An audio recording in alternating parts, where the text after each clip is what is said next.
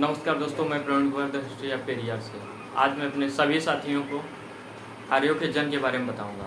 ये वैदिक काल से ही कई परिवार मिलकर गोत्र का निर्माण किया और कई गोत्र मिलकर विश्व का निर्माण किए और कई विश्व मिलकर जन का निर्माण किए, जिसे वैदिक काल में पूर्वजन कहा गया। किसी भी समस्या की वजह सभा में बैठकर सुलझाते थे। सभा में 70 या 80 लोग हुआ करते थे, जिसमें से 5 लोग को अलग आसन हुआ करता था, जिन्हें राजन ने कहा गया।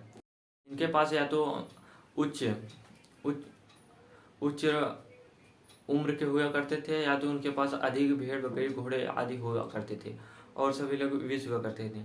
ये लोग अभी अपने सभी समस्याओं को उनके सापेक्ष रखा किया करते थे। आर्यों के समय से ही गायों को महत्व दी जाती थी।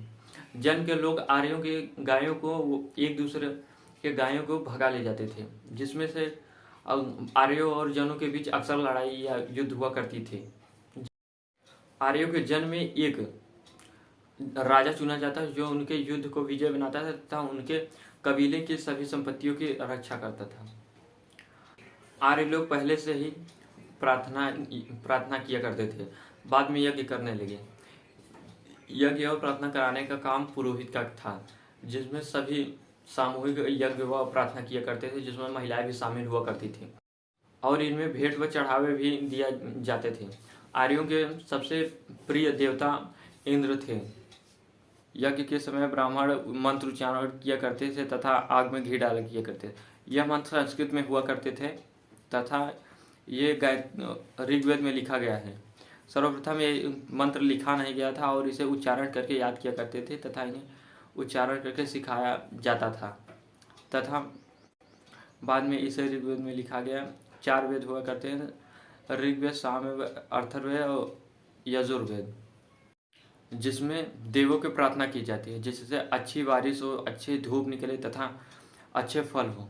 और ऋग्वेद में ही गायत्री मंत्र का उच्चारण किया गया है। राजा की चुनाव, जन के लोग सभी लोग मिलकर एक राजा को चुना करते थे। नए राजा के बनने के बाद सभी लोग खुश हुआ करते थे और सभी लोग अलग अलग भेंट लाके दिया करते थे। जैसे कोई एक गड़ा घी लाके देता था तथा कोई गाय लाके देता था।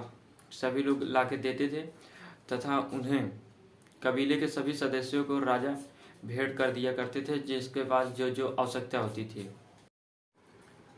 युद्ध के बाद सभा, युद्ध के बाद एक सभा होती थी जिसमें जीते हुए सभी वस्तुएं जैसे गाय बकरी घोड़े इत्यादि दास दासियां, इन सभी को कबीले के सभी सदस्यों में भेंट कर दिया जाता था, जिससे कबीले के सदस्यों की मदद हो सके। आरंभ में 3 वर्ण हुआ करते थे, जिसमें राजा, पुरोहित तथा अन्य जन लोग। यह उनके कार्य पर आधारित हुआ करता था, पर यह कठोर नहीं था, किंतु बाद में ये ब्राह्मण, क्षत्रिय, वैश्य तथा शूद्र में आ गया, जिसमें युद्ध में हारे हुए लोग शामिल थे। आज के लिए बस इतना ही। नमस्कार दोस्तों, मैं प्रवीण कुमार हिस्ट्री ऑफ पेरियार से। अपना सपोर्ट बनाए रखें, शेयर, सब्सक्राइब और कमेंट करना ना भूलें।